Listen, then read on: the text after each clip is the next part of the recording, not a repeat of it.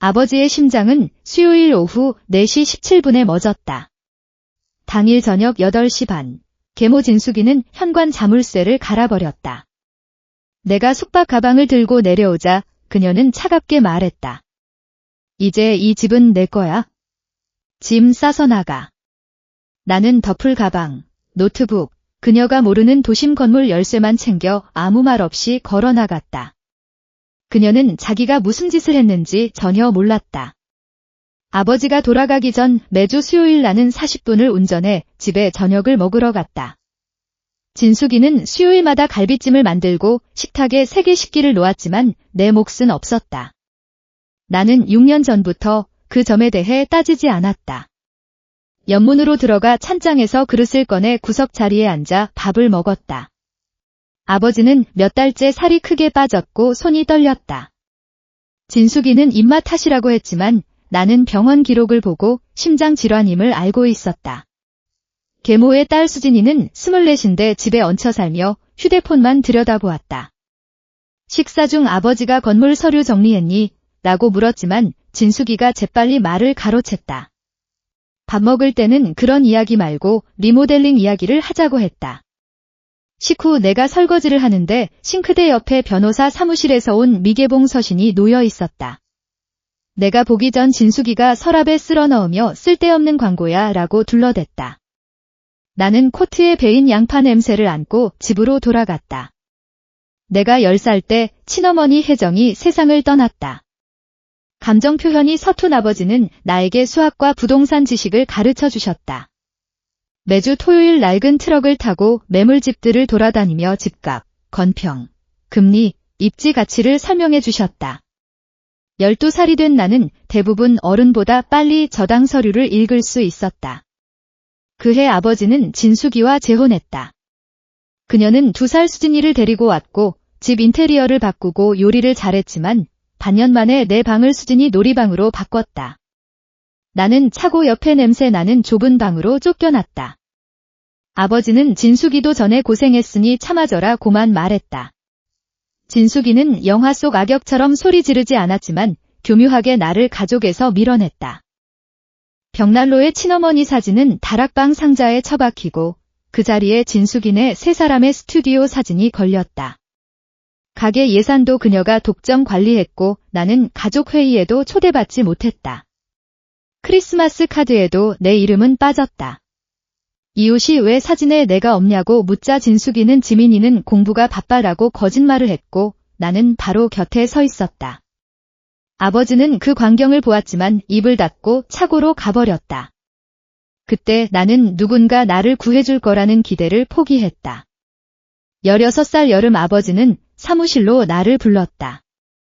2년 전부터 준비한 인덱스 펀드 서류를 보여주셨다. 5천만 원으로 시작했는데 벌써 6,200만 원이 불어나 있었다. 진숙이한테 말하지 마라. 그녀는 자기 스프레드시트에 기록할 수 없는 것에 불안해한다. 아버지는 깨진 케이스에 낡은 계산기를 건네며 항상 내가 직접 계산해보라고 당부했다. 나는 그 계산기를 지금까지 간직하고 있다. 이후 아버지는 조금씩 펀드에 돈을 더 넣고 서울 도심의 6층 상가 건물 지분 이야기를 꺼냈다. 동네가 낙후되었을 때 싸게 산 건물이었는데 언젠가 이 건물은 내 것이 될 거야 라고 말씀하셨다. 6년 뒤 나는 회계학 수석으로 졸업했다. 펀드는 6억 2천만 원으로 불어났고 도심 건물 지분은 이미 내 명의로 넘어왔다. 18살 생일부터 단계적으로 이전된 것이다. 나는 아무에게도 이 사실을 말하지 않았다. 대학 진학으로 집을 떠났다. 드라마틱한 이별은 없었다. 가방 2개 싣고 차를 몰고 떠났을 뿐이다. 캠퍼스 근처 원룸에서 살며 오랜만에 숨이 트이는 느낌을 받았다. 매주 일요일 아침 진숙이가 일어나기 전 아버지와 전화 통화를 했다. 우리는 감정 대신 펀드와 부동산 시장 이야기를 나눴다. 집에 가볼 때마다 공간은 변해 있었다. 내 옛방은 요가실, 차고는 수진이의 공예실로 개조되었고 1층에는 내 사진이 한 장도 남지 않았다. 진숙이는 내 생활 수준을 얕게 보고 내가 큰 자산을 가지고 있다는 상상조차 하지 못했다. 28살이 될 때 그 상가 건물은 전부 내 소유가 되었고 재개발로 가치가 폭등했다. 32살 봄 아버지는 중증 심근병증 진단을 받았다. 진숙이는 아버지 면회를 철저히 막았다. 전화하면 아버지가 쉬고 계셔라고 거절했고 예고 없이 찾아가도 현관에서 문을 닫아버렸다.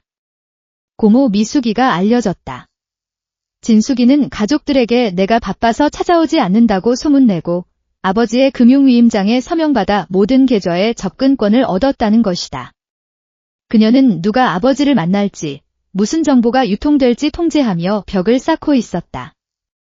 3주 뒤 아버지가 두 번째 뇌졸중을 겪었다. 진숙이는 모든 친척에게 연락했지만 나에게는 알리지 않았다. 예전 아버지가 등록한 비상 연락처 덕분에 병원 간호사가 나에게 연락해 아버지가 위독하다는 소식을 전했다. 아버지는 수요일 오후에 세 번째 심장 발작으로 세상을 떠났다.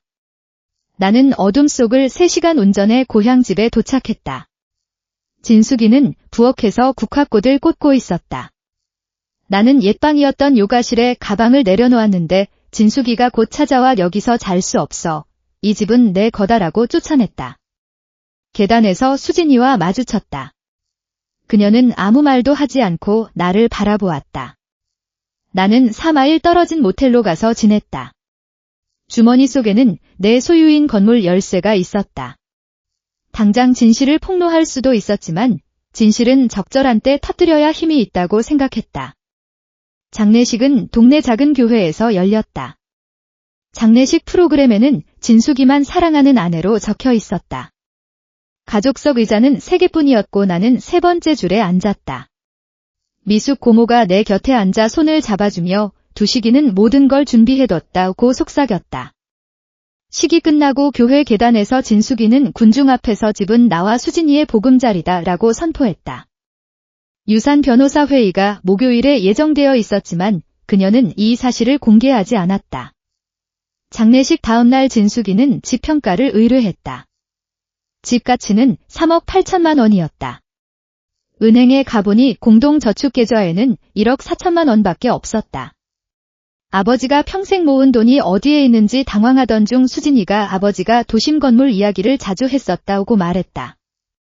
진숙이는 갑자기 불안해하며 변호사 사무실에 급한 회의를 요청했지만 가장 빠른 일정은 목요일이었다. 나는 하룻밤에 3만 9천 원인 낡은 모텔에서 지냈다. 밤마다 슬픔이 찾아왔지만 돈 생각은 하지 않고 아버지와의 추억만 떠올렸다. 셋째 날 나는 내 변호사 미첼에게 연락해 자산 현황을 확인했다.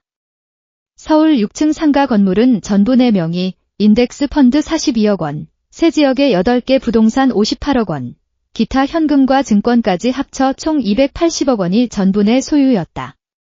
이 자산들은 전부 아버지 생전에 단계적으로 증여 완료했기 때문에 유산 정산 대상이 아니며 진숙이가 손댈 수 없었다.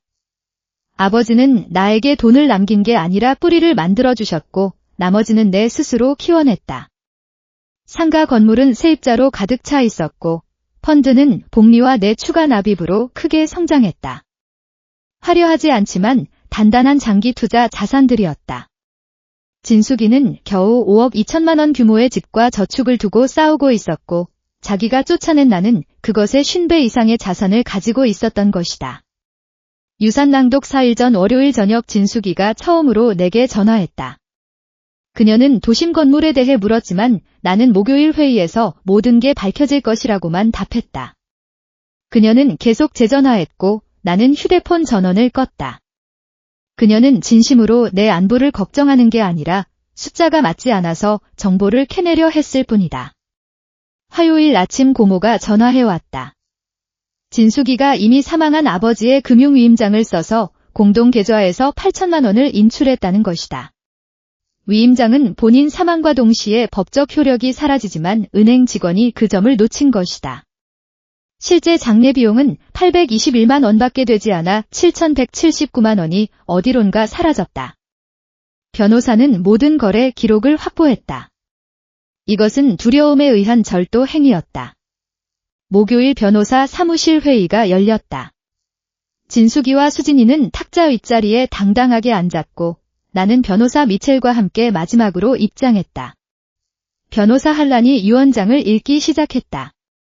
아내 진숙이에게 주택과 공동저축 잔액 전부, 위부딸 수진에게 2억 원 교육기금을 남긴다. 이것이 유산 정산 대상 재산 전부였다.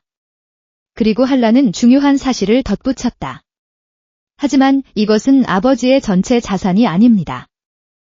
생전에 법적 절차를 거쳐 딸 이지민에게 많은 자산을 증여했으며 이는 유산에 포함되지 않습니다. 진숙이는 크게 동요하며 무슨 소리야, 나는 22년 아내였어 라고 소리쳤다. 미첼이 서류를 꺼내 보여주었다.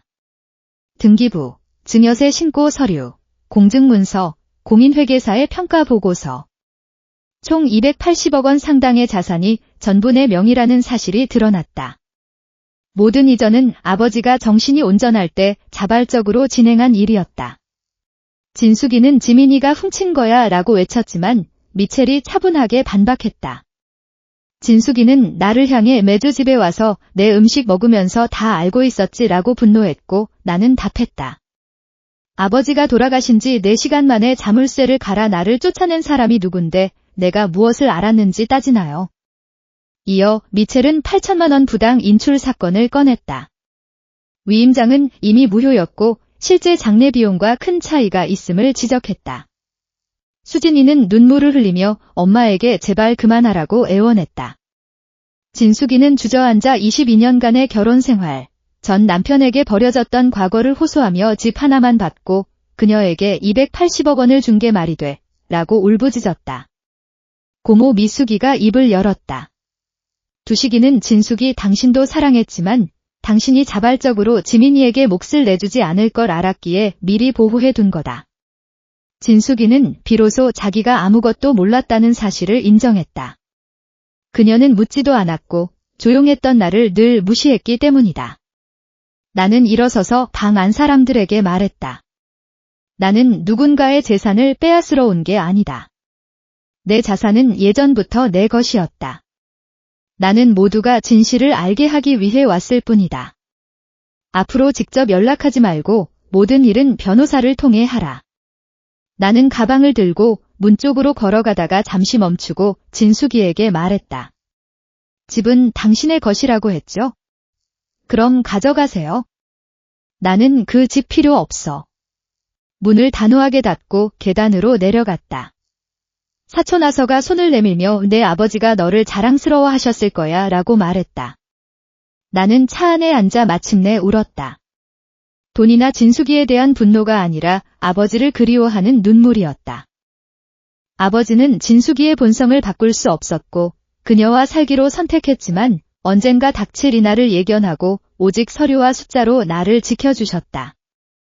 3주 뒤 진숙이는 변호사를 고용해 소송을 시도했지만 모든 증여 절차가 완벽했기 때문에 소송 근거가 없다는 결론을 받았다. 부당 인출한 7,179만 원은 변호사의 요구로 반환되었다. 수진이가 문자를 보내왔다. 그날 엄마가 그럴 줄 나도 몰랐어.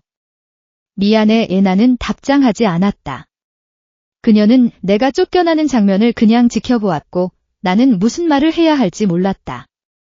진숙이가 오랫동안 퍼뜨렸던 지민이는 바빠서 연락 안 한다는 소문은 완전히 무너졌다. 그녀는 자기가 나에게 씌워주었던 고립을 스스로 겪게 되었다. 반년 뒤 나는 공원 전망의 7층 아파트로 이사했다. 화려하지 않지만 편안한 집이었다. 컨설팅 회사 지상과 컴플라이언스 그룹을 차렸다. 아버지에게 배운 회계와 부동산 지식을 살린 일이었다. 미숙 고모는 한 달에 한 번 와서 빵과 와인을 들고 아버지 이야기를 나눴다. 나는 아버지가 준 낡은 계산기를 책상에 놓고 간직하고 있다. 수진이는 손편지를 보내왔지만 나는 답장할 준비가 되지 않아 서랍에 보관했다. 어느 날 나는 계산기를 켜고 28억이 아닌 280억 원이라는 숫자를 입력해서 오랫동안 바라보았다. 그저 차가운 숫자일 뿐이다. 아버지가 예전에 말했듯 돈이 모든 걸 고쳐주지는 않지만 숫자를 읽을 줄 알면 절대 예상 밖 상황에 휩쓸리지 않는다. 나는 한 번도 휩쓸리지 않았지만 그 숫자 전부를 내놓고라도 아버지의 목소리를 한 번 더 듣고 싶었다. 계산기를 끄고 커피를 마시며 일을 시작했다. 창밖에는 평범한 일상이 펼쳐졌다. 이것이 내가 스스로 만들어낸 삶이고 이것으로 충분하다. 내 이름은 이지민이다. 아버지는 나에게 돈이 아니라 누군가의 허락 없이도 존재할 수 있는 힘을 남겨주셨다.